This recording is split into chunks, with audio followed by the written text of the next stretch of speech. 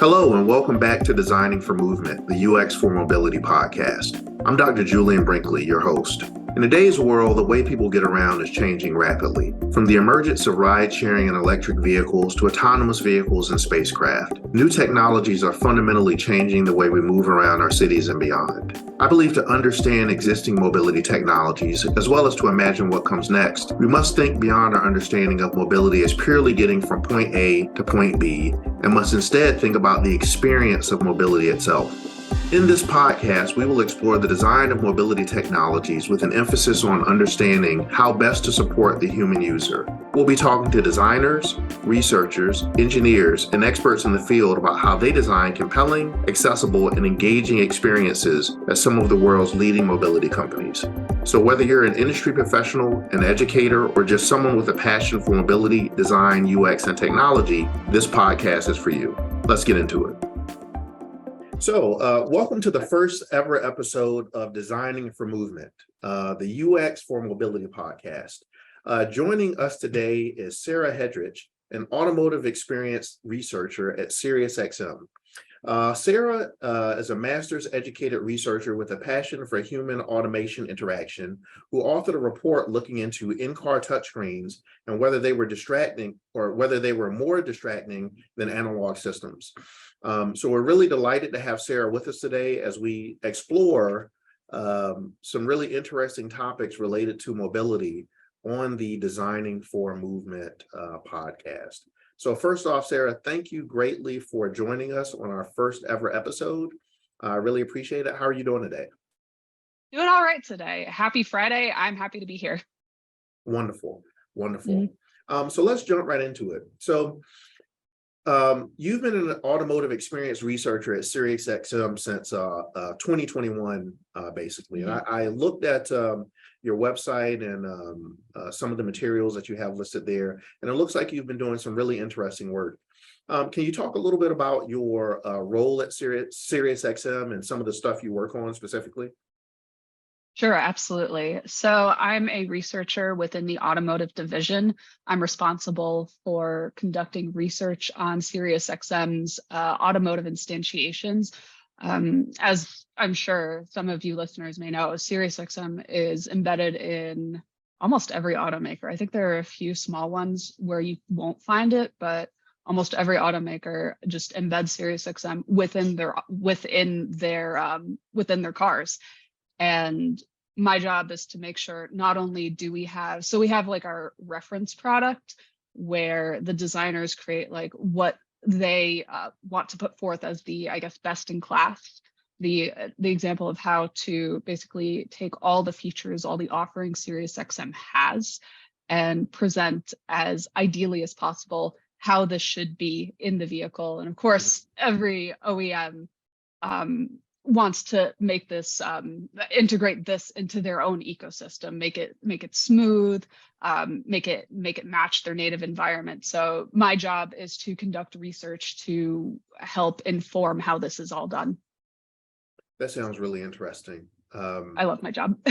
Yeah, that I can tell just in the way you speak about it.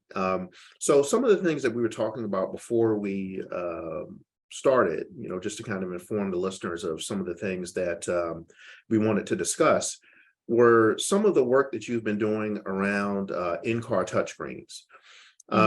So can you talk a little bit about some of that work and what you've been doing with respect to that? Absolutely. I was hired to run research in distracted driving. Almost all the work I do at the moment it concerns an in-car touchscreen. Our reference client is based on purely a touch screen because we can't assume what buttons and what physical inputs they have within the car. We are working to make this adaptable to different sizes, different dimensions, but I can't speak to that too much at this point. So I would say basically everything I do surrounds in-car touchscreens. I first got interested in this back in grad school, actually. Honestly, from my very first class, but it really came to a head during my capstone, where I basically kind of jerry-rigged together this research project on how a touchscreen controlling music via touchscreen versus controlling music via analog buttons, how it affects driver glance location. Okay. Can you talk a Mhm. little bit more about that project? What were some of the assumptions that you maybe went into that project with, and how did that match up or compare to what you ultimately ended up learning? That sounds like a really interesting topic to explore. Absolutely. So I would say I didn't have initial assumptions so much as initial worries, I guess would be more accurate to Mhm. say. My initial worry, of course, was that touchscreens were horribly distracting. It was very unfortunate that I was conducting this research just as the COVID-19 pandemic first hit. Our IT campus shut down, and unfortunately, I had to discontinue my data collection after only 12 participants, despite having a target of 30. So unfortunately, my results weren't significant, but over the years, especially since working at SiriusXM, I've encountered a lot of information that's kind of challenged those initial worries. And I would say the biggest thing that challenged it was the fact that I guess modern vehicles have so much built into them. They have so many there's so many different functions and features that the modern driver has not only become accustomed to, but also depends upon to make their driving experience comfortable and fluid. And unfortunately, when you have analog buttons, that's a one-to-one relationship. You press one button, it does one thing for the most part. Touchscreens are one-to-many relationships, or one to as many, reasonably many. There are limitations, and of course it's just objective fact basically that you have to look at a touch screen to interact with it. There is no physical feedback. Sometimes haptics can be a physical feedback, but that's kind of a tricky tightrope to walk. So I guess the main thing that's kind of challenged my initial, not assumptions so much as worries, is the fact that there are certain things that touchscreens do perform better than physical buttons, but that's once again something that you have to explore in each individual scenario. So and that's very interesting, by the way. A lot of my work basically looks at trying to understand how persons with disabilities and older adults might best interact with automotive systems. So a lot of that work has been focused on autonomous systems specifically, but we've started to look more at conventionally driven vehicles that are manually driven as well, and how to support drivers with a variety of different needs. As we look at a lot of the data, it suggests that drivers are in many respects getting older with the aging of the population. So there are some concerns about how we can best support those drivers, older drivers specifically, those 65 and above, as they attempt to interact with and use conventionally driven vehicles. So Right. my question around that really is, there seems to be a movement towards the digital interface and towards the touchscreen in many emerging, not necessarily emerging, but in many production vehicles, much more so than what we have seen in previous years. What would you directly attribute that to? Is that more of a market demand? So the market is basically leading us into a direction where we have this proliferation of digital interfaces and touchscreens in a variety of different vehicles? Is it more so an economic perspective? I've heard from some OEMs that it's basically cheaper to basically put a touchscreen or some sort of digital interface into a vehicle versus making all of these little buttons and knobs and these other means of basically interacting with the vehicle. What would you attribute this movement towards the touchscreen and this touchscreen centric environment to most directly in your estimation? I think it's that's a great question. I think it's multifaceted. Definitely, they are definitely cheaper to mass produce, so there's a financial incentive there. create once, implement many times, as opposed to the more complex, I guess, underpinnings of physical buttons and physical inputs. Modernness is also just in general something that is trending. Our day-to-day lives are characterized by these Mm-hmm. by touch screens. By fewer and fewer people have actual like desktop computers. I have one because I'm a big nerd, but fewer and fewer people are relying on these more I don't want to call them antiquated, especially because they're also coming along, but the conveniences of modern technology, of touchscreens, of just these, like, I guess smart technology is just becoming more and more ubiquitous. It makes sense that they would appear in the car. The cars that have them integrated are also, you mentioned marketing incentive. They're more likely to be appealing to the modern buyer.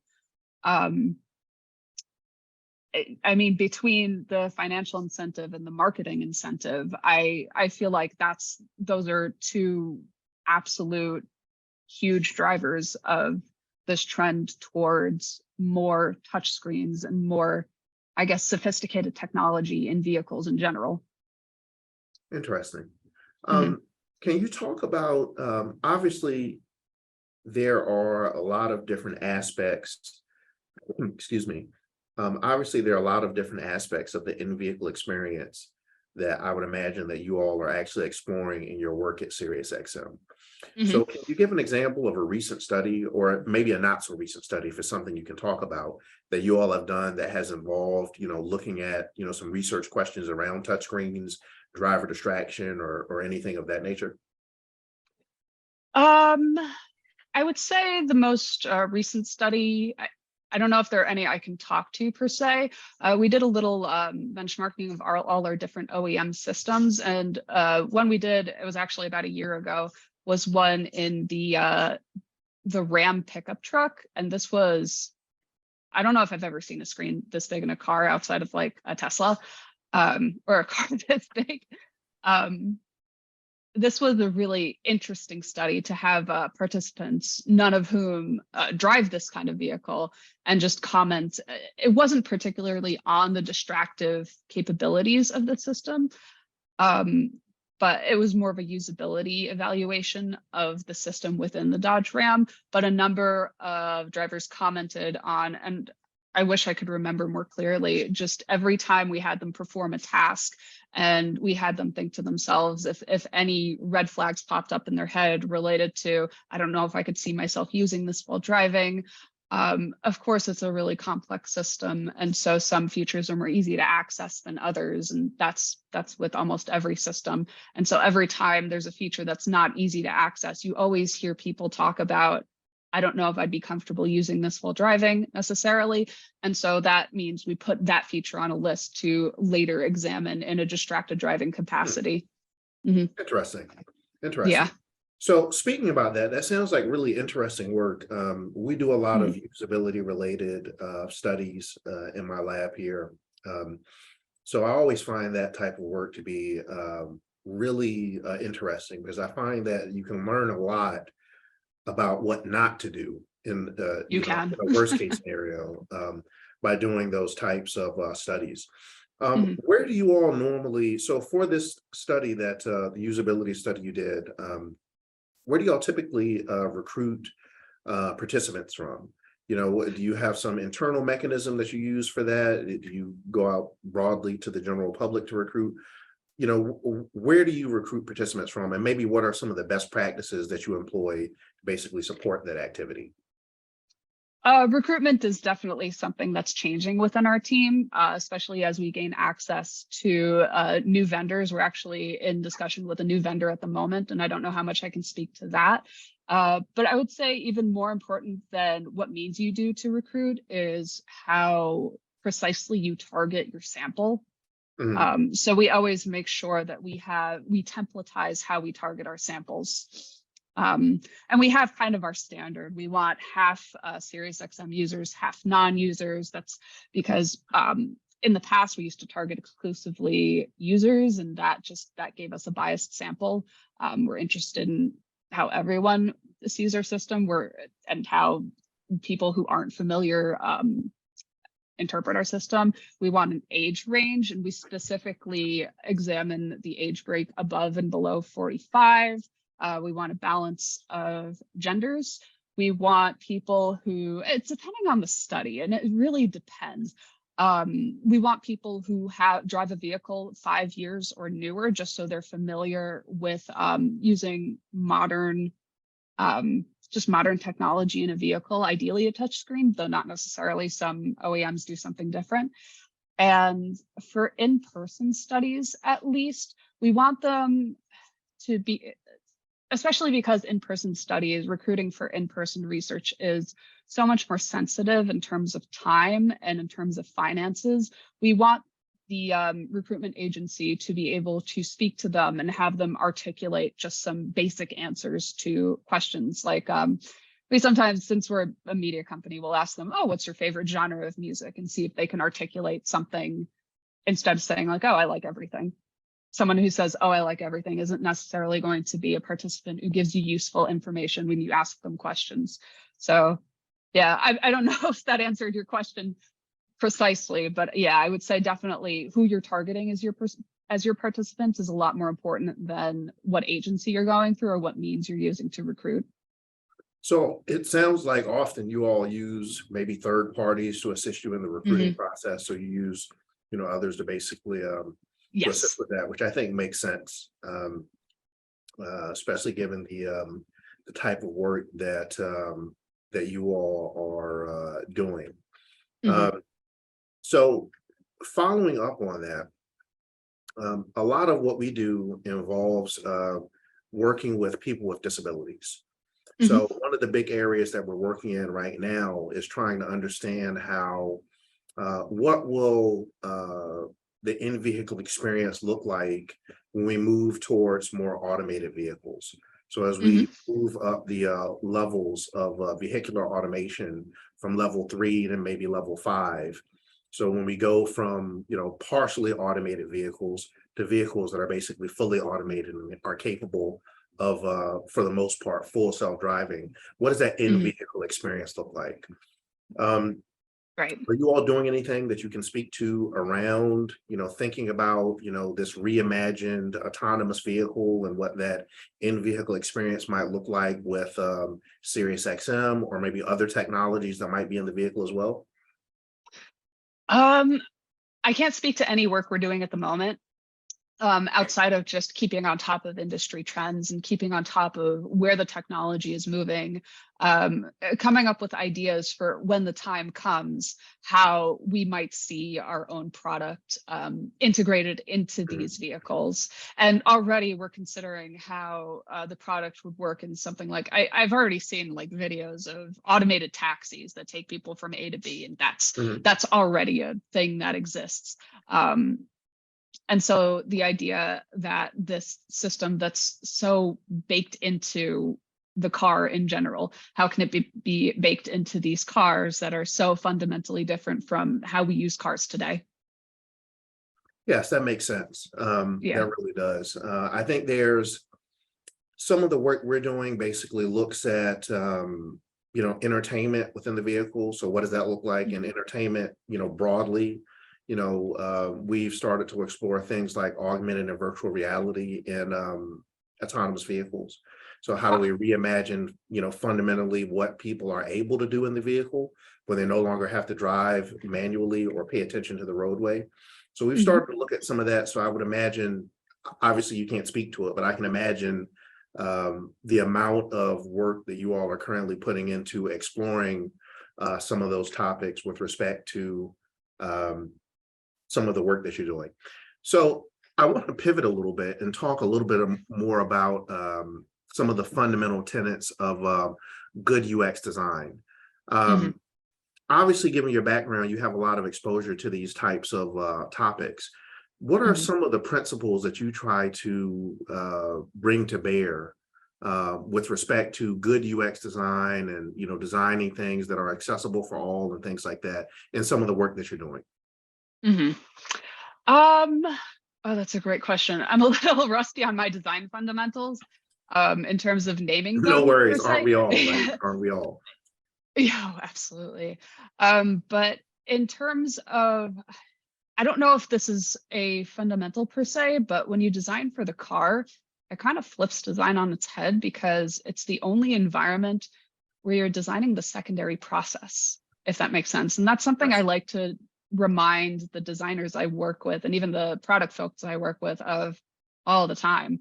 Like, why is my particular job important? Why do we not just have one overarching user experience team covering both digital and automotive instantiations? Because it is so fundamentally different.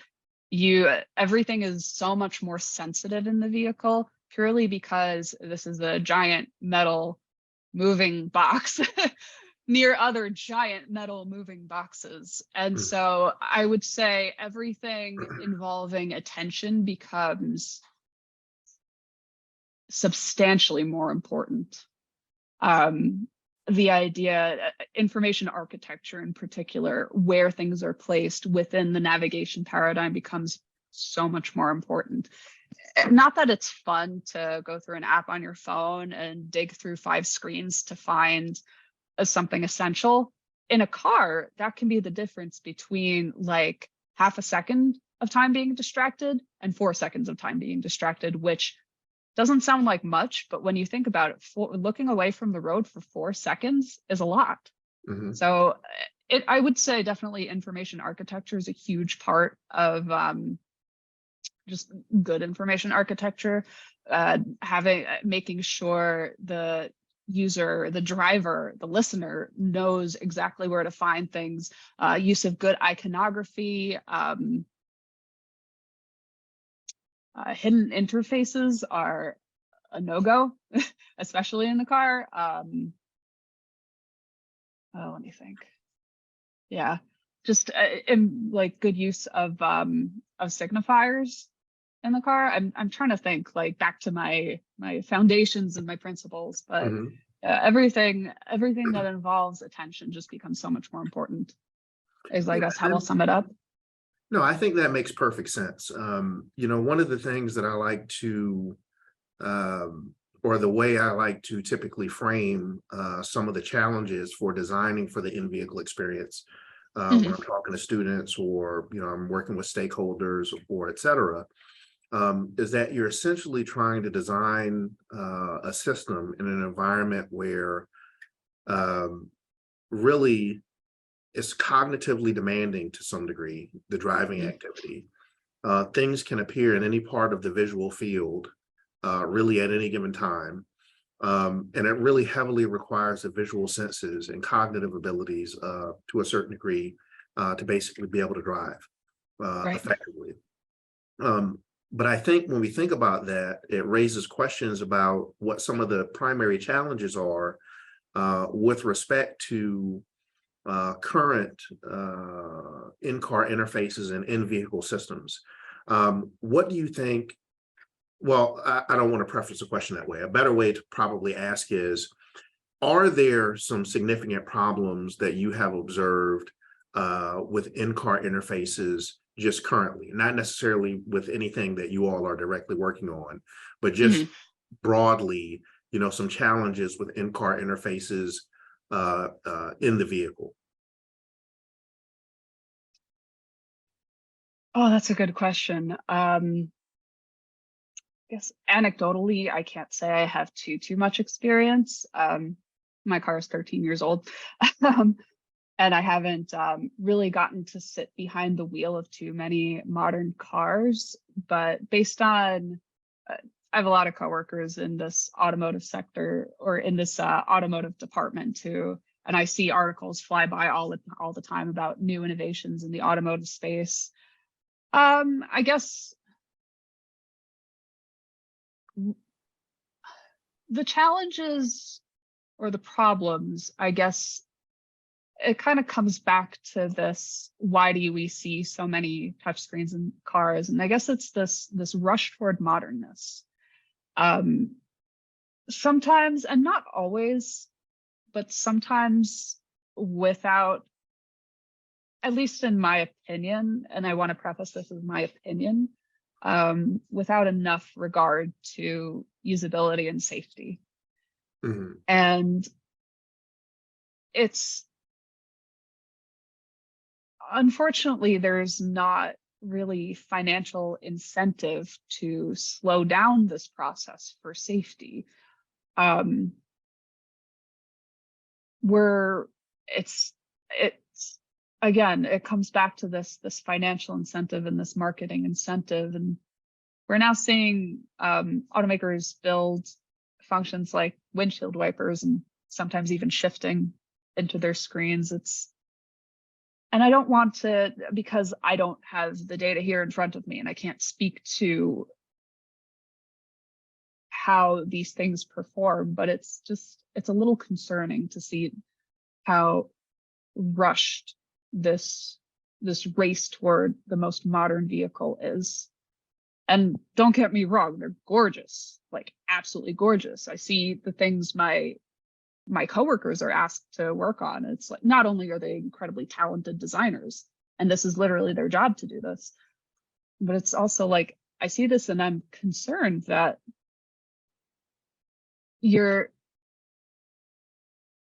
I don't know, it's, you know how there's formative and summative research, that Mhm.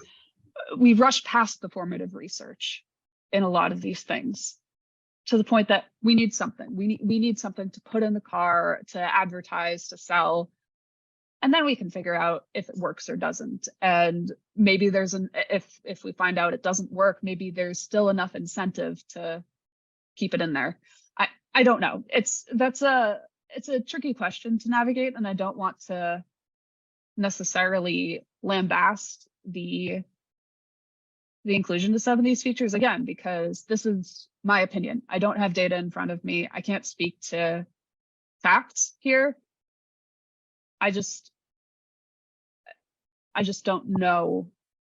And it's hard to see these things knowing just objectively there's little financial incentive to run this kind of formative research before they're done. Yeah. So, and that was a great response. I think, to follow up on that, one of the questions I have is, we see a lot of laws that are currently in place, and laws that are being proposed and being put in place to basically limit the ability, or at least to discourage people from using their smartphones to text, or to do whatever they may do in the vehicle while actively driving, right? I know that early on, when in-vehicle touchscreen type systems were introduced, there were efforts to really discourage people from doing things like watching movies in the vehicle while the vehicle was moving, or doing things of that nature, watching TV, or things like that while driving. Do you think that it makes sense when we talk about,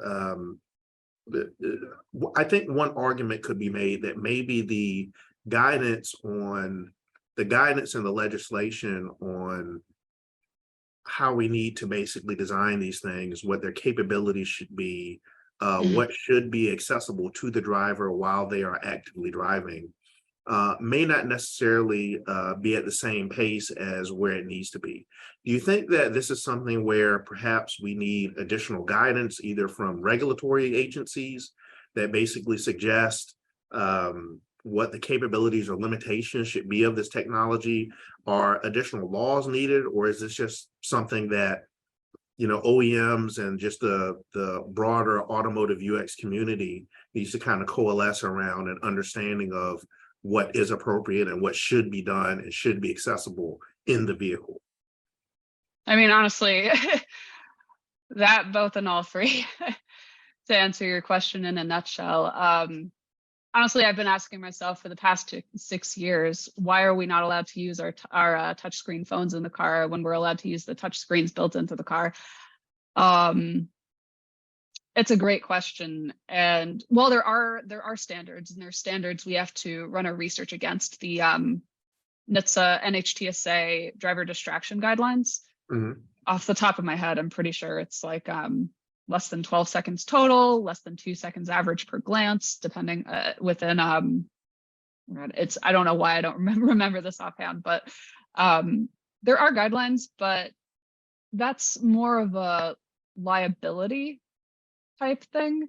It's more so if a feature passes these guidelines and someone uses it, the person who creates it can say this feature passes NHTSA guidelines and the driver is at fault because we built the feature to these guidelines.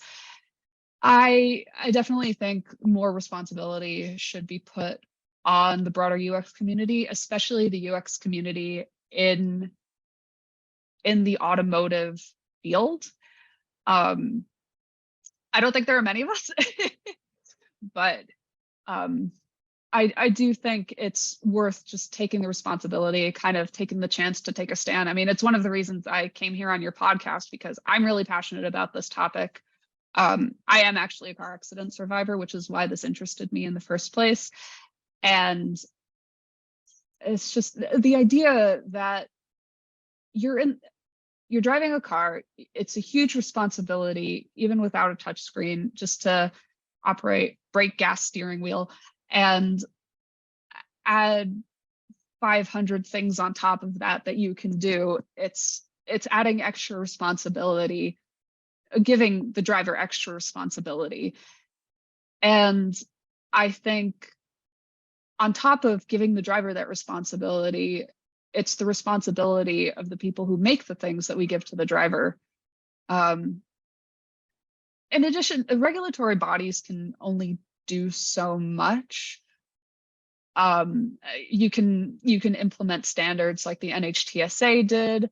There are, I don't know of standards, I probably should, but I don't know of standards for what, because I know there are certain systems where like you're locked out of using certain features if you're over 10 miles per hour. But at the moment, that's, to my knowledge, more of just a subjective call, or a call based on what the individual,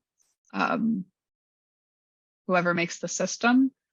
I'm not positive on that. There might be a some standards in place about that, but it's hard. They're all so different. There's so much out there, and so regulating what should or shouldn't be available to the driver at different speeds is there's so much variation. How do you regulate it all? I think the best way to manage it all is for, it's hard to say, I think the onus is on the people who make these systems, more so than regulatory and legal bodies. And again, that's hard to do because a lot of these companies are in competition with each other, and it's, yeah. So there's a lot at play. There's a lot at play at the corporate level, at the legal level. I wouldn't say as much at the interpersonal level, but also there is also at just the system level, at the level of what's actually in the car and what the driver is actually using. So there are a lot of moving pieces, but I do think the onus is on the people who make these systems. That makes sense. Yeah. So I want to, and this is related to what you were just saying. I want to specifically talk about, one, the interpersonal and also the broader automotive UX community. I am a faculty member here at Clemson University, where we have actually where my lab is located on an automotive engineering campus, but I'm actually a computing faculty member. So I often get asked by students, how do they basically get into this field? So we have some computing students who are interested. We have human-centered computing students who are interested in more UX and user experience and UI type work. We also have automotive engineering students who come at similar problems, but just from a different direction, still taking that type of coursework. So what was your path to basically get where you are? Oh, that's a great question. I mean, I actually initially started my undergrad in IT and computing. I worked for a few years at Kodak in the University of Rochester between undergrad and grad school. I was a software test engineer, so QA engineer at Kodak, and then I kind of did like web and computing, everything for the student activities office at the University of Rochester. And I realized I care way more about people than I do about computers. Like, don't get me wrong, I'm a huge nerd. I love computers. I built my own, but I care way more about people. I fortunately had a minor in psychology from my undergrad, and I found myself just applying everything I had learned from this to what I was doing with computers, with my web management, with my system administration, with my I was just applying these principles I'd learned in psychology to like creating new websites for the students at the University of Rochester. And I realized, oh, RIT just introduced a human computer interaction program. That kind of sounds up my alley because I'm looking for a change of career. I applied, I got in, I started, and I kind of didn't know where I was going to go with this. All I knew was I like what I'm learning. During my first course, research methods course, actually, with Professor Vicki Hansen, who has since left RIT to become the CEO of the Association for Computing Machinery. She was asking like, hey, what are you guys passionate about? Because it helps to do projects on things you're passionate about. And I was just searching my brain for something, and something clicked. It occurred to me, like what I said before, why are we not allowed to use our touchscreen phones in the car, but we are allowed to use the touchscreens built into our cars? Cars are big computers. Human-computer interaction. There's a human in the car is a computer, but how does that affect the way they drive? That's a really sensitive environment. And it just, fortunately, that was like my second week of grad school. And so that never left me. That just carried me all the way through grad school. RIT didn't even have a particular, like a professor who at least at the time, that may have changed since I was a student there. But yeah, it didn't really have any like facilities or professors dedicated to this topic. So I kind of had to figure stuff out on my own and basically take any opportunity to, conduct research and run projects around this topic. And I just did it again and again and again and again. And so it cultivated this passion in me, I would say. There are universities, to my knowledge, that do specialize in automotive HCI. I can't name them offhand, but I'm sure just searching for them will get you there. And unfortunately, I graduated in May 2020, so I struggled to find work for a year. And my first job I was hired to didn't actually involve any automotive UX, but I was actually found by a recruiter looking to fill a role at SiriusXM in the automotive research department. They found me. I spoke to the research director at the time. He's since left, and I have a new manager. But it was very clearly a very good fit. So that's kind of been my personal career journey. If this is an interest to someone, there are much more targeted ways to get there. There are definitely, I didn't take any kind of undergrad program in anything related to HCI. Like I had a few HCI courses, but I mean, RIT, for example, now offers a human-centered computing major for undergrad students.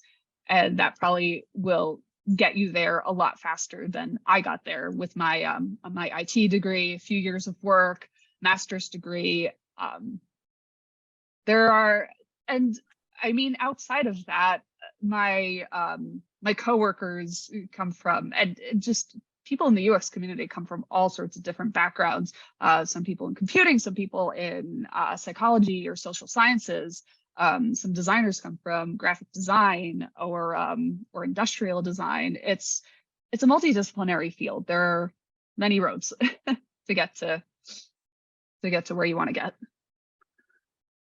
That's wonderful. I really appreciate you sharing that. Sure. Because I get that question quite often. That's Mhm. one that I routinely get from students.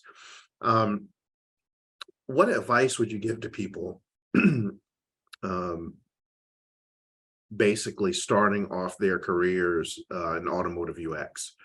So you have gone to RIT or some other university, you studied this topic, and you were able to land your first job, right? Mhm. Not you necessarily, but a person was able to land their first job. They're in there and they're trying to be successful. Do you have any advice that you think would help them in this domain be successful, at least initially? Um, I guess I'll come back to the idea that you have to kind of flip UX principles on their head for the automotive environment, and understand that the normal approach only works to a degree here, um, as well as just I guess the career advice that could work for anyone searching any career: network, find people who are already in this field, ask them what it's like. How do they get there? There are also, my understanding is, say you want to do this for an automaker, odds are you'll be doing one thing or one type of thing again and again and again. In my role at SiriusXM, we're not an automaker. We just have a product that is in vehicles. And so in my role, I do a lot of different things, which I personally find interesting, but it's even within this very small niche of a new field, you're going to find a lot of variation. And so to understand what it is you're passionate about automotive, like a person who's interested in automotive research may not be very interested in automotive safety research.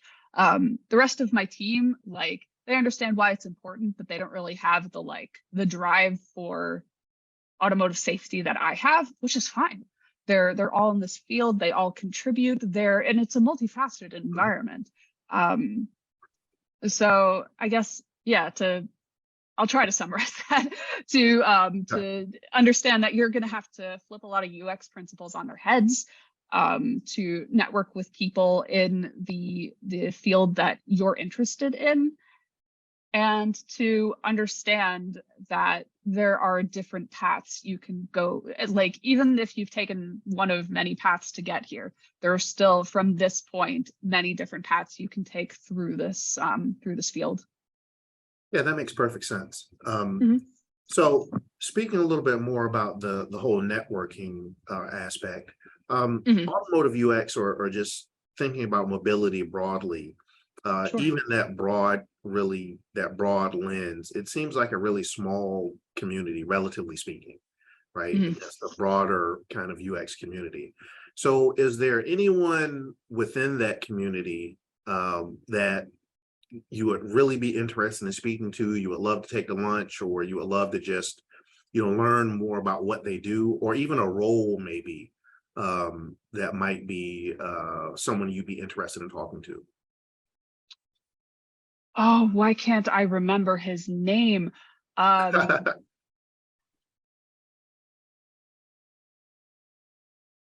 he's a why am I blanking on his name? He's a researcher, I believe, at the University of Utah. Um, you might know his name. I'm so sorry. I'm completely blanking on professor. I'm looking it up. Oh, Automotive please. Research, University of Utah. Um,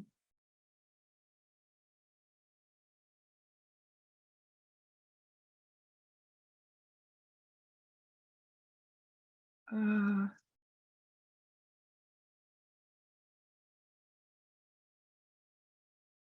David Strayer, Dr. David Strayer. I followed his research pretty closely while I was in grad school. It's been a while since I've looked at what he's done, but he's done some really cool stuff Okay. Okay. on automotive researcher. So I would say, yeah, On his page on apa.org, he noticed the same distractions pilots were dealing with in the air were affecting drivers on the road. His curiosity was piqued. He's, to my knowledge, a leader in distracted driving research. So if I had an opportunity to just talk to him and ask him about not only like what sparked his passion, but a lot of interesting things he's found out, how that has gone to inform the design and implementation of systems in cars, that'd be really cool. Yeah, well, hopefully he'll listen and hear this, and we'll reach out to you, and you all can. Oh, that'd be cool.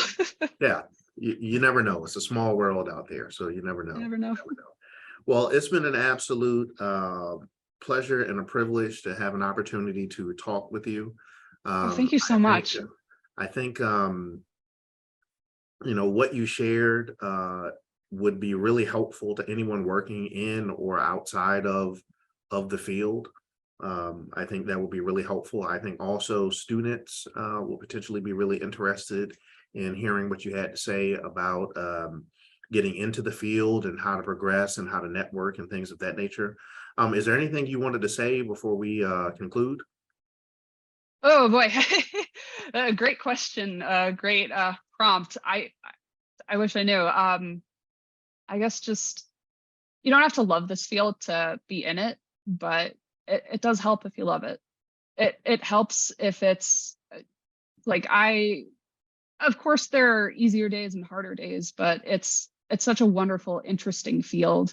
If you're honestly, my current manager actually pivoted to this field from marketing, and prior to that from just media, and she finds it super interesting. And so it's almost like reinvigorating to some people because of all the challenges and the uniqueness of the environment. So I don't know, you don't have to love it, but it's helpful if you do, and it's rewarding even if you don't.